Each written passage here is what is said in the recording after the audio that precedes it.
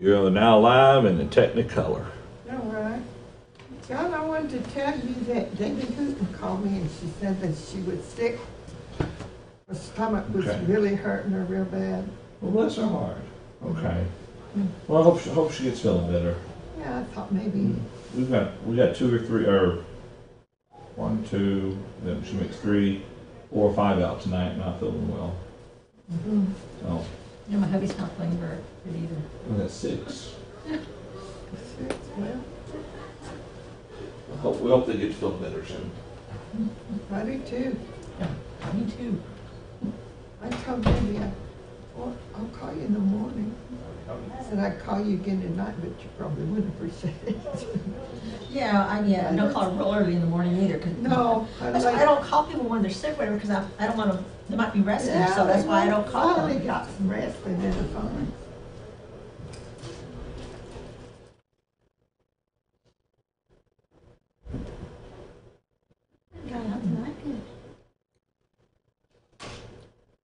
She's feeling good with her back lately. Oh wow. Oh, she was? Yeah, so I don't know if she would feel that.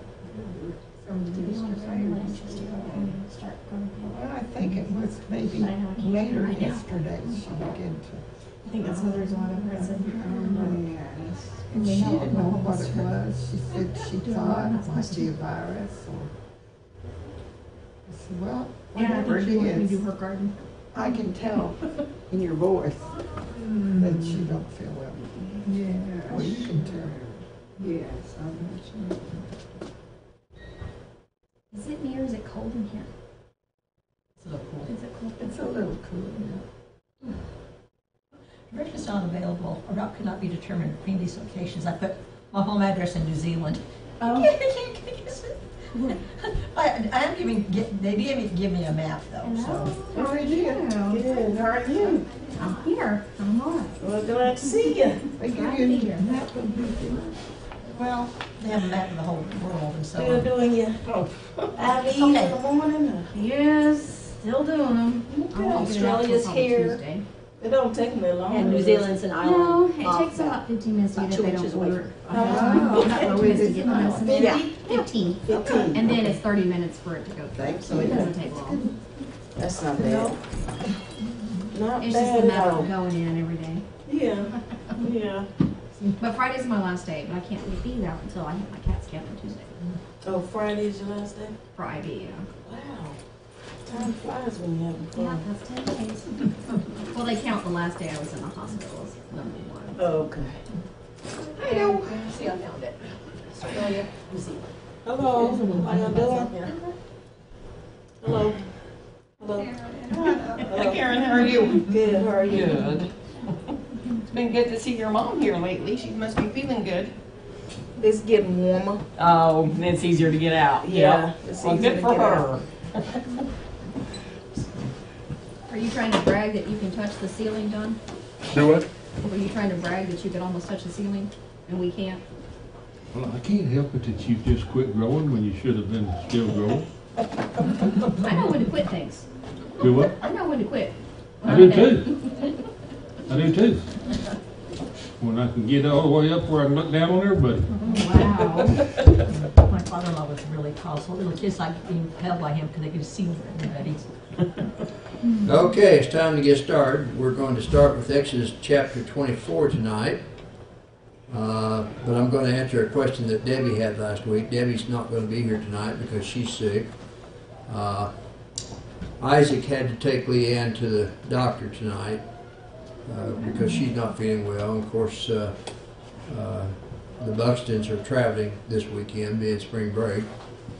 And my wife Florence is not feeling well. She fell backwards Monday, so I had to take her to a walk-in clinic. And they x-rayed her wrist, but it wasn't broken, but she may have to have an MRI because I think she still has a hairline fracture. That's my thought, but because she's in a lot of pain. Let's see, who else? Sharon, how's she doing? Sharon Nip, yes, thank you.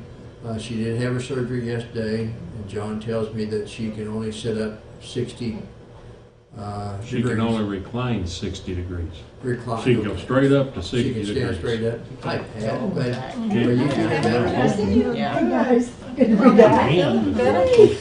Did you go to the doctor yesterday? Hopefully you'll have a good recline. today, Today? and really, it's just spasms. Just spasm, huh? But that's my thing that usually will take me down. Yeah, And I'm glad it's not worse than that though. Me too. Me too. Just medicine takes care of that, Yeah. really, for Good. spasms. Good. So anyway, Sharon can only recline 60 degrees. And they took the patch off yesterday. Today. She has to go back to the doctor tomorrow. She has to wear a bracelet, a green bracelet that lets the doctors know that she can't be around certain things. EMTs too. Yeah. And so this is going to go on for about a year, maybe longer. Hopefully less. Detached retina. Pat, you weren't here Sunday, but she's got a detached retina and she had surgery yesterday. That's terrible. How did that happen? The doctor said it was AGE. Okay. Part of the alphabet for me. That's the way he said, AGE. Yeah, did he explain it though? And Sharon says, what's that? And I said, age. Okay. Because your eyes Stinker. get drier and I was drier waiting as for you age. something. She said she knew that. She was just hoping he'd say something different. All right. You really do want to smack them when they say that. Well, in your handout, it is page 57. That's how she probably got that. What? Not working? No, well, that one is. I did not expect This that. one is or isn't. He said it I is. can't all about So, I it. don't know. Well, we got it all on. I was actually being Maybe it's not serious. working up front or something. Page 57 of your handout, Exodus 24. But last week, Debbie asked a question about Exodus 23, verse 12. And so I'm going to answer that question. The question was, it says, 6 days you shall do your work, and on the seventh day you shall rest, that your ox and your donkey may rest, and the son of your female servant and the stranger may be refreshed. And she asked, well, why not the female servant? Which was a good question. So, in my research, if you'll turn over to Deuteronomy, the 5th chapter,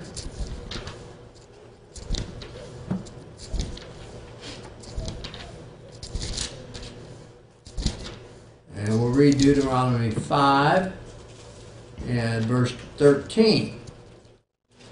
And it says, let's see, I want to read down through 15. It says, 6 days ye shall labor and do all your work, but the seventh day is the Sabbath of the Lord your God. In it you shall do no work, you, nor your son, nor your daughter, nor your male servant, nor your female servant, nor your ox, nor your donkey, nor any of your cattle, nor your stranger who is within your gates, that your male servant and your female servant may rest as well as you.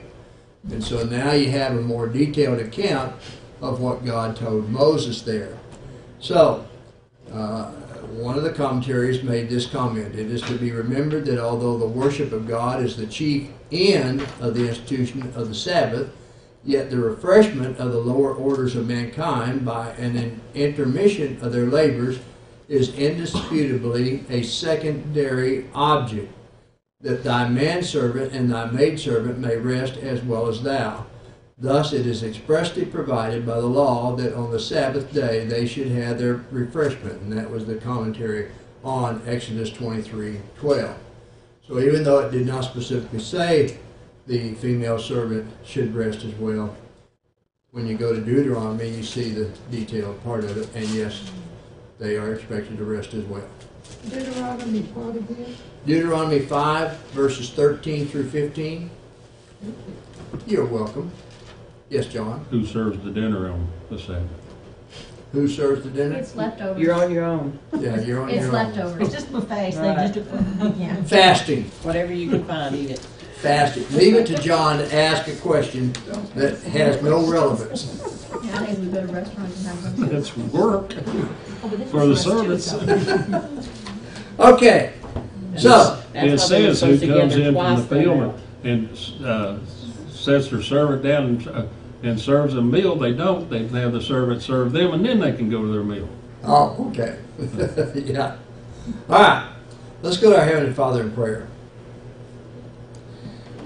Our most loving Heavenly Father, we thank Thee so much for this day and for the many blessings You've given us. And we thank Thee, Father, for the many spiritual blessings especially, and the promise of everlasting life if we'll be faithful to Thee. We're thankful, Father, for each and every member here, the encouragement that we bring to each other. And we have several members, Father, who have physical ailments that we ask that You would be with them, that they might be restored to their health. Use us as instruments that we might reach out and help in any way that we can. And we ask, Father, that You would be with those who, due to age and poor health, are not able to get out, that they might also receive the help that they need at various times. We ask also, Father, that You be with our upcoming gospel meeting, that it would be successful. We ask that You would be with Brother David Banning as he prepares the lessons, that the lessons might be lessons that are much needed for the spiritual growth of this congregation. And as we continue our study of the book of Exodus, we ask that You would be with us, that we might open our hearts to receive the truth and nothing but the truth, that we might be better able to withstand the temptations placed before us, and that we might also be able to take advantage of those opportunities that You give us to teach and encourage others, that they might know the joys of being a Christian before it's everlasting too late. These things we ask in Jesus Christ's holy name. Amen. I think I also forgot to mention Tommy Hardis is not feeling well tonight either. So we have a bunch that I'll mention later on tonight in the announcements. So in Exodus 24th chapter, I took some notes from Mike Willis on this chapter that I thought was pretty significant here. And the point that he makes is Moses is, of course, is the mediator between God and Israel. God, of course, talking to Moses and giving Moses instructions, and that's what we see in Leviticus. Leviticus actually only encompasses about 30 to 50 days, depending on which commentary you look at. And up to this point, they've only been about 9 months out of Egypt.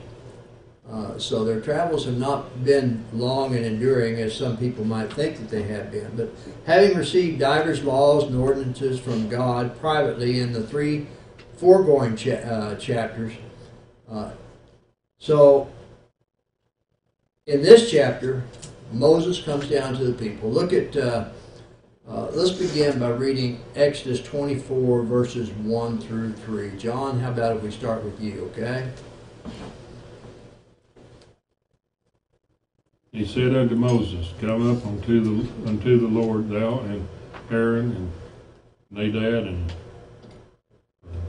Abihu and 70 of the elders of Israel, and worship ye afar off. And Moses alone shall come near the Lord, but they shall not come nigh, neither shall the people go up with him. And Moses came and told the people all the words of the Lord, and all the judgments, and all the people answered with one voice and said, All thy words which the Lord hath said, we will do. Okay. So here again they made a promise, but Moses, after he received everything from God, he comes down to the people, as we see there in verse 3. He acquaints them with these laws that he had received from God, and takes their consent to those laws. He writes the laws and reads them to the people, who indeed repeat their consent. At the end of verse 3, all the words which the Lord has said we will do. Now look at verses 4 through 7, because they continue on repeating their consent here. Pat, you want to read that? And Moses wrote all the words of the Lord, and he rose early in the morning and built an altar at the foot of the mountain, and 12 pillars according to the 12 tribes of Israel. Then he sent young men of the children of Israel, who offered burnt offerings and sacrifices, peace offerings and oxen to the Lord. And Moses took half the blood, and he put it in a basin, and half the blood he sprinkled on the altar. Then he took the book of the covenant, and he read in the hearing of the people. And they said, All that the Lord has said we will do, and be obedient. Okay. So you see what they said in verse 3, at the end of verse 3, all the words which the Lord has said we will do. And then they say that again in verse 7. All that the Lord has said we will do and be obedient. And so they add that in verse 7, and be obedient. In verse 3, we will just do it. Now they're saying we will be obedient. So, and then obviously the sacrifice and the sprinkling of the blood ratifies the covenant between them and God, as we saw there in verses 5 and 6. And then also, if you look at verse 8, it says, and Moses took the blood, sprinkled it on the people, and said, this is the blood of the covenant which the Lord has made with you according to all these words. Now, in Leviticus, there'll be more details about what's taking place here. But keep in mind that everything that's taking place here is also taking us and reflecting us to the New Testament with Jesus Christ. And so you'll see more detail of that a little bit later on. So now Moses returns to God again to receive further directions. And when he was dismissed from his former attendance, he was ordered to attend again. He did so with 70 of the elders, to whom God made a discovery of his glory. Look at verses 9 through 11. Karen, you want to read that? Then went up Moses and Aaron and Nadab and Abihu and 70 of the elders of Israel, and they saw the God of Israel, and there was under his feet as it were a paved work of a sapphire stone, and as it were a body of heaven in his clearness. And upon the nobles of the children of Israel he laid not his hand. Also they saw God, and did eat and drink. Okay, so then in verses 12 through 13, which we'll look at that a little bit later and everything, what we see is Moses is ordered up into the mount. The rest are ordered down to the people. Exodus 24, verse 14. We'll look at that a little bit later. And the cloud of glory is seen by all the people on the top of Mount Sinai. Exodus 24, 15 through 17. And Moses is there with God 40 days and 40 nights. Exodus 24, 18. We'll look at that in just a moment as well. So when we look at the ratification of the covenant, as I have up there, verses 1 through 8. After the law had been given to Moses, he was commanded to write down all these words and put them in a book. That's what verses 4 and 7 tell us, okay? This book became known as the Book of the Covenant, and was to be read in the hearing of all the people, in order that they might respond to the challenges of Jehovah. The process of completing the Book of the Covenant included times of special worship, and it involved Aaron, Nadab, and Abihu. Now, who was Nadab and Abihu? Priest. Sons of Aaron, and they were priests. They all come from the tribe of Levi, and all men of the tribe of Levi were priests. Now, when you get to Leviticus, you'll find out that some priests were not allowed to serve because they were not perfect. They had flaws, whether it be an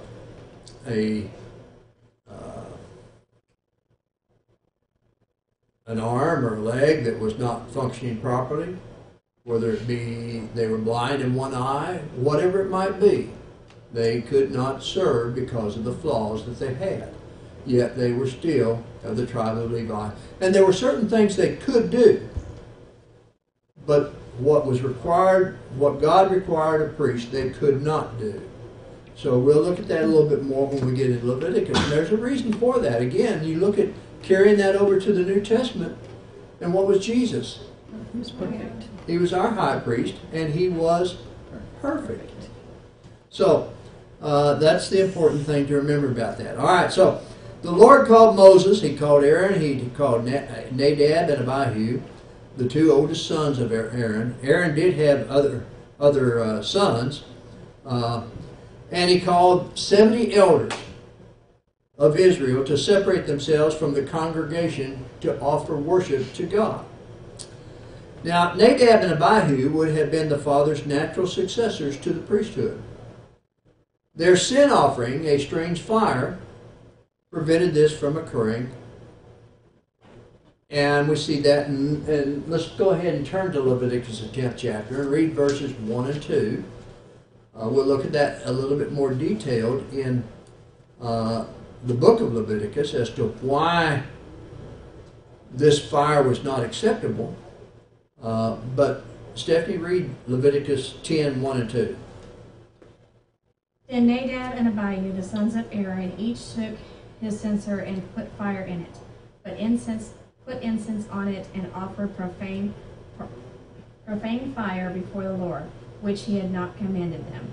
So fire went out from the Lord, and he devoured them, and they died before the Lord. Now here's the interesting thing, and I know Leviticus, we just don't read Leviticus because we think, and I'm speculating what you might be thinking, but there's a lot of detail in Leviticus and everything. But if you read the story about Nadab and Abihu, God told Aaron and the people that they were not to mourn the death of Nadab and Abihu. That this was a terrible sin that Nadab and Abihu committed, and they were not to mourn them because of that sin. And so it's kind of an interesting story that took place there. You would have thought that Aaron would have been in tears that his two oldest sons were destroyed by God. But indeed he was not, as you will see in the book of Leviticus. But here Moses would be drawn into a more intimate association than the others. According to verse 2 that we read, he returned to the people to tell them God's instructions. And Moses related the words of the covenant which God had given. Look at chapter... Well, we'll not go back and look at it. But if you went back and you looked at chapter 20, beginning at verse 22, and you went through chapter 23 that we looked at last week, verse 33. These were the words of the covenant which God had given. And the people consented to obey those covenants, or those words, in verse 3 and verse 8. And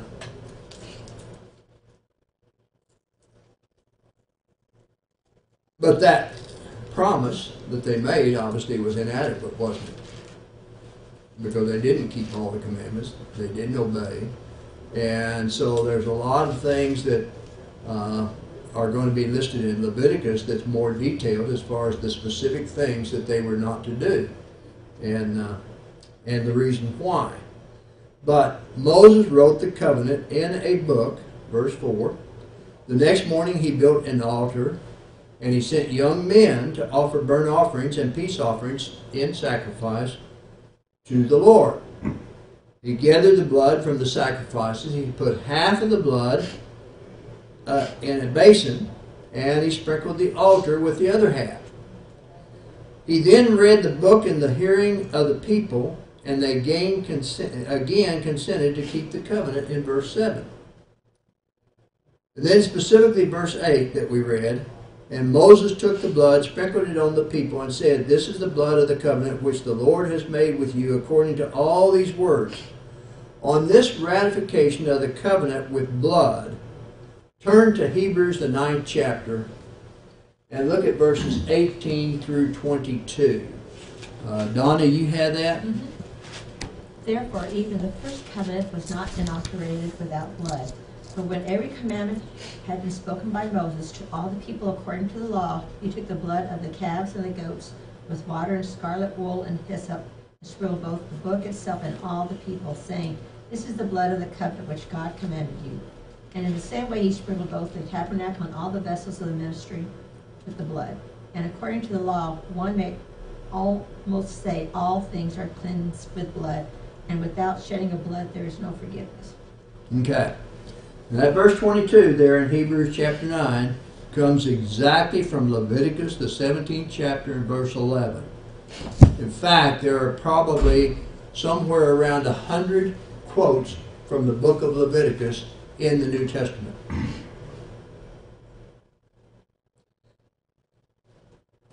And it all takes us, the Old Testament, carrying over to Jesus Christ.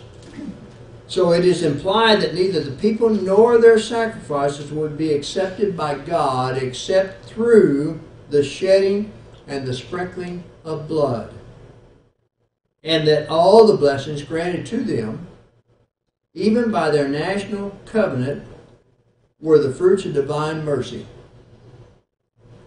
Sealing a covenant with blood was not an uncommon custom.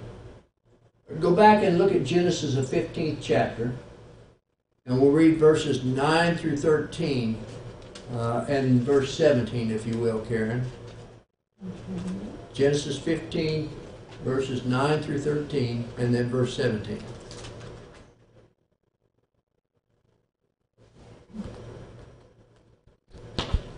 He said to him, "Bring me a heifer 3 years old, a female goat 3 years old, a ram 3 years old, a turtle dove, and a young pigeon." And he brought him all these, cut them in half, and laid each half over against the other. But he did not cut the birds in half. And when birds of prey came down on the carcasses, Abram drove them away. As the sun was going down, a deep sleep fell on Abram. And behold, dreadful and great darkness fell upon him. Then the Lord said to Abram, "Know for certain that your offspring will be sojourners in a land that is not theirs, and will be servants there, and they will be afflicted for 400 years. Now verse 17. When the sun had gone down and it was dark, behold, a smoking firepot and a flaming torch passed between these pieces. Okay. So the point that we looked at there in Genesis is that sealing a covenant with blood was not an uncommon custom. Any comments through verse 8?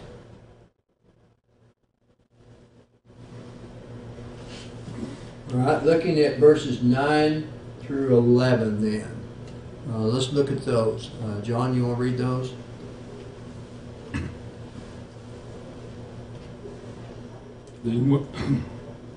Then went up Moses and Aaron, Nadab and Abihu, and 70 of the elders of Israel. And they saw the God of Israel, and there was under his feet, as it were, a paved work of sapphire stone, and as it were the body of heaven in its clearness. And upon the nobles of the land, the children of Israel, he laid not his hand. Also they saw God, and did not eat and drink.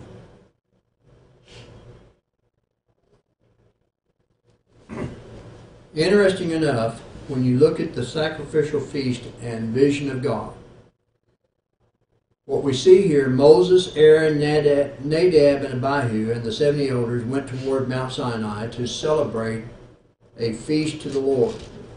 There they saw a vision of God in which he stood upon a paved work of sapphire stone. Matthew Henry makes a point here that I want to make. Look at verse 10 specifically, where it says, "And they saw the God of Israel." Did they see God? Not really.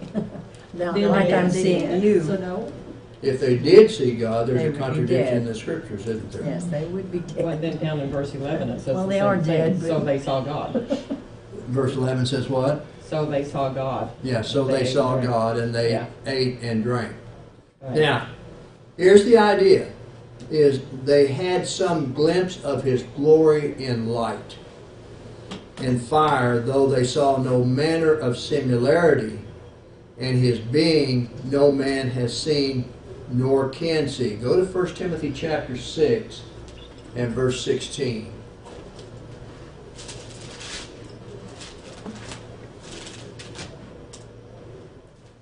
Yeah, that Pat? I do.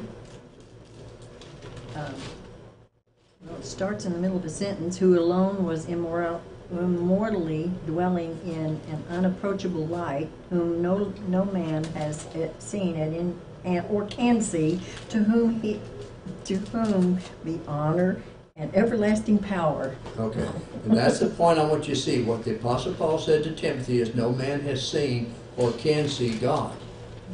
And so, if what we see here in chapter 24 is true, then there's a contradiction in the Scriptures. And what we need to understand, and this is where Leviticus can help us a little bit with this, is that when you look at the tabernacle, God was always there. In fact, some versions will say that he was sitting on the seat of atonement, which was not actually a seat. A better translation is lid. But his presence was always there. Okay? And this is what we have here. We have God's presence here, and so they see a glimpse of his glory. Yes, John? It says somewhere that Moses seen his back. Yes, but didn't see God. Says he seen his back. Well, yeah. Didn't see his face, but he seen his back. Right. And you're right. That was earlier in Exodus. So,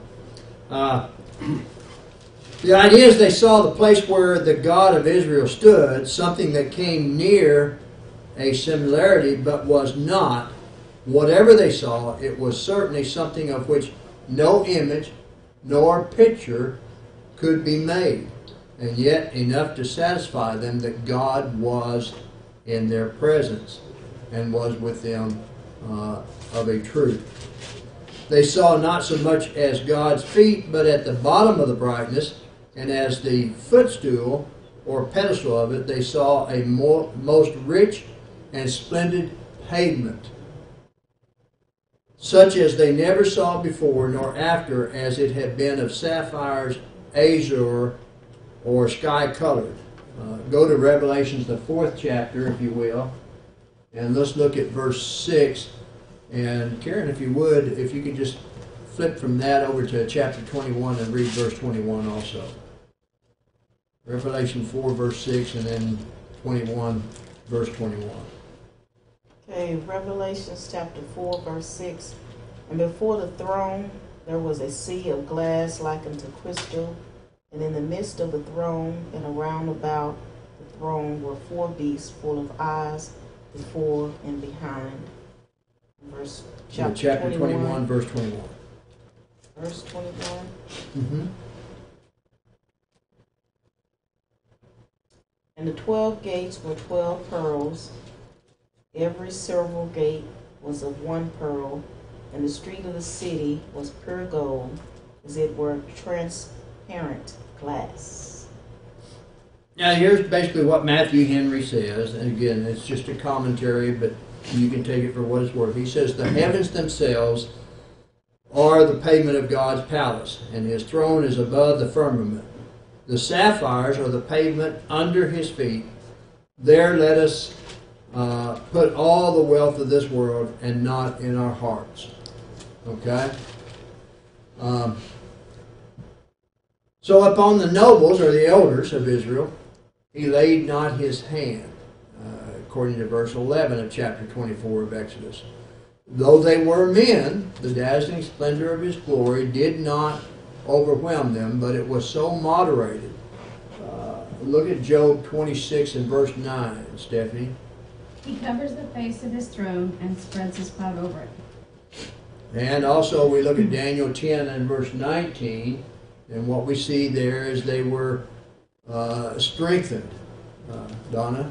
He said, O man of high esteem, do not be afraid. Peace be with you. Take courage and be courageous. Now, as soon as he spoke to me, I received strength and said, May my Lord speak, for you have strengthened me. So these things took place with these 70 men, these elders, so that they were able to bear what they were witnessing here. Okay? Yes, John? You're skipping, Kathy. You are always skipping her. She's she hiding was. behind, she's hiding behind me. I'm taking notes. See how low she If you is? wouldn't be sitting behind John where I can't see you, I actually thought she was absent because I was never hearing her read. I'm so sorry, At Kathy. first I was like, we're just skipping her. I'm keeping I thought it- maybe he was going in the circle and then he skipped you right Yeah. after Pat. Okay, Yep, make her, I'm keeping it let her tally. make up for it by reading more. There She you has to go. read twice now. Okay, Kathy, I got you. I got Read you. twice. All right, So so found you. Uh-oh. I pointed you. Thanks, John. thank you, John. I noticed that when he looked at her, she's like, not here. Leave me alone. Okay, so what we see here is God giving instructions, and here's these 70 men. They're seeing things and recognize that these 70 men, being Israelites, they were sinful men. And they were, to a great extent, obnoxious to God's justice in the past. Yet God did not lay His punishing, avenging hand upon them as they feared that He would. You can only imagine that these 70 men, living the kind of life that they've lived up to this point, might have that feeling. When we consider what a consuming fire God is, we shall have reason to say in all our approaches to Him, it is of the Lord's mercies that we are not consumed. So these people saw God, and they did eat and they drank. Now they saw an image of God. I want to emphasize that again. We shall have reason, they had not only had their lives preserved, but their vigor, their courage, their comfort. It cast no damp upon their joy. No damping effect, I should say, but rather increased and elevated their joy in this situation. They feasted upon the sacrifice before God in token of their cheerful consent to the covenant now made, and their grateful acceptance of the benefits of it, and their communion with God in pursuance of that covenant. So when you think about it, believers eat and drink with Christ at His table. Look at Luke 22, Kathy, verse 30. That you may eat and drink at my table in my kingdom and sit on thrones, judging the 12 tribes of Israel. Okay, so blessed are those then that shall eat bread in the kingdom of our Father and drink the wine new there. Not alcoholic wine, but the juice of the grape. Okay? But many translations translate it as wine. Any comments through verse 11? I think John chapter 6, verse 46 really clears that up for What's us. it say? No man has seen God. No. No man has seen God but Jesus. But let me go to John chapter. That's what I was looking at.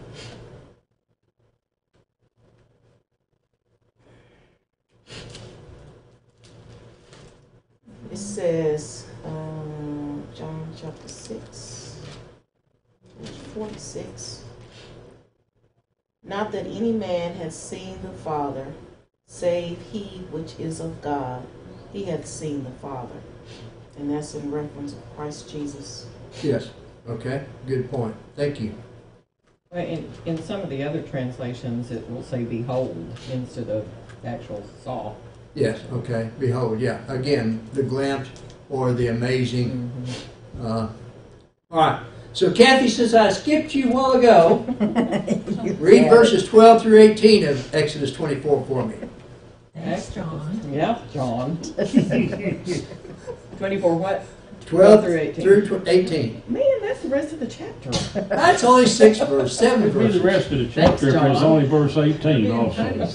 You can handle it. Sure. Then the Lord said to Moses, Come up to me on the mountain and be there. I will give you tablets of stone and the law and commandments which I have written, that you may teach them.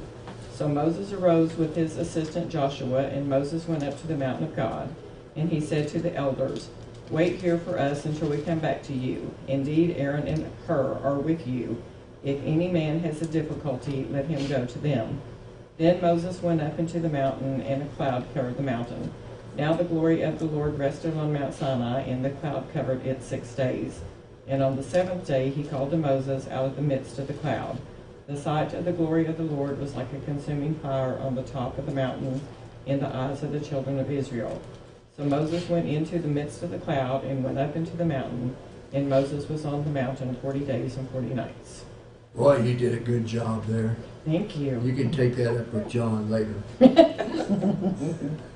The Lord had further revelation, what we see here in verses 12 through 18, to give to Moses regarding the tabernacle. the priesthood and many other laws that he had not given him up to this point. So he called Moses back into the mountain, and Moses selected Joshua to go with him, and he left Aaron and Hur in charge of the people. Then he and Joshua ascended the mount, and they waited for God. The glory of God came down on the mount in the form of a cloud and covered them for 6 days. On the 7th day, the Lord called Moses further up the mount. He ascended the mount and was there in communion with God for 40 days and nights. Now, looking at some of the commentaries, Matthew Henry further suggests this. First off, he points out that a public ceremony of sealing the covenant being over, Moses is called up to receive further instructions, which we have in the following chapters. He appointed Aaron and Hur to be as Lord's justices in his absence to keep the peace and good order in the congregation, according to verse 14. Good princes find their government a constant care, and their people find it a constant blessing. He took Joshua up with him into the mount. Joshua was to be his successor, and therefore, thus he was honored before the people above the rest of the elders, that they might afterwards more readily take him for their leader. And thus he was prepared for service by being trained up in the communion with God.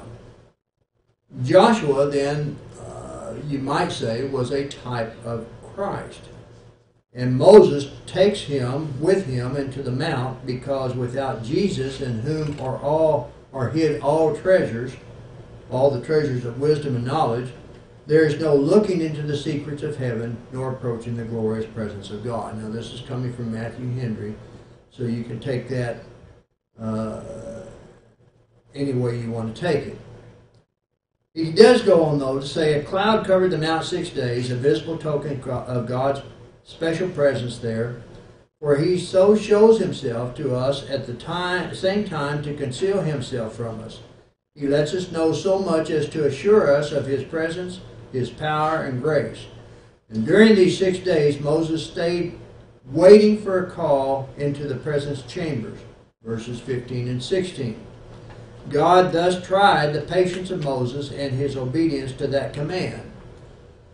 If Moses had been tired before the 7th day, as Saul was, and I have up there 1 Samuel chapter 13, verses 8 and 9, Karen? Did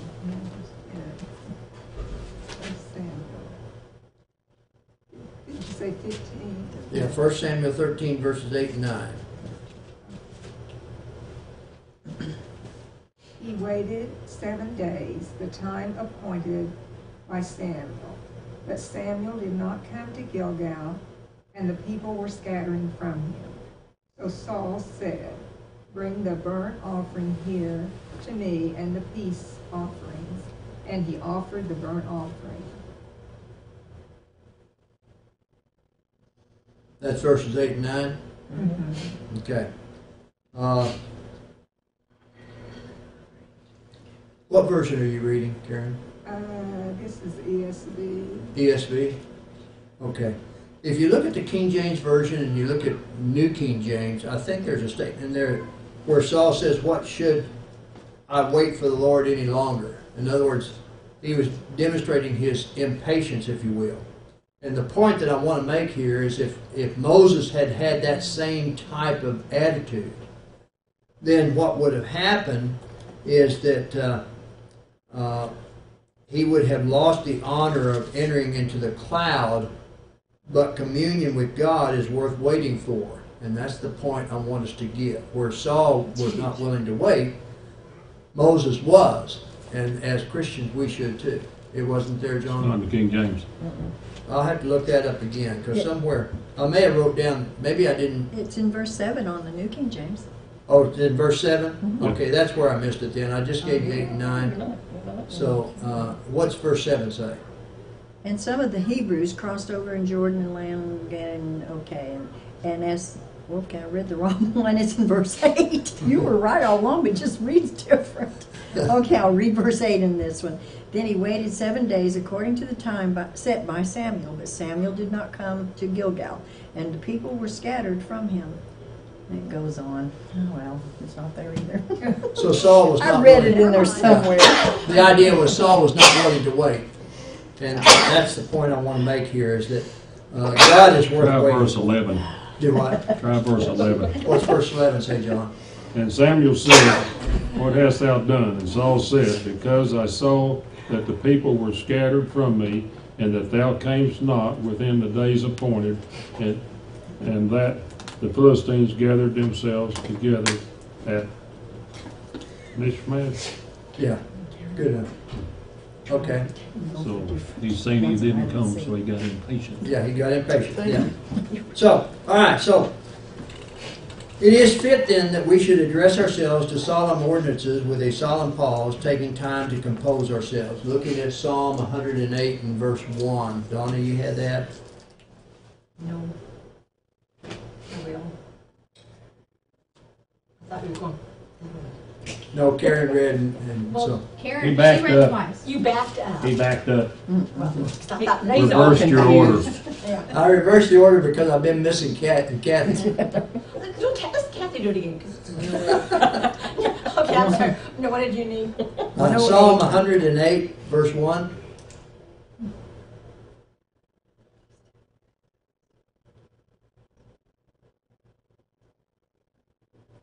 My heart is steadfast, O God. I will sing praises even with my soul. Okay. So, Matthew Henry goes on to say, he is called up into a cloud on the seventh day, probably on the Sabbath day, Exodus 24, verse 16. Now the thick cloud opened in the sight of all Israel, and the glory of the Lord broke forth like devouring fire, Exodus 24, verse 17. And we'll take up verse 18 next week, and we'll finish this chapter and get into chapter 25. 24:18. So, I thought I'd finish this chapter today, but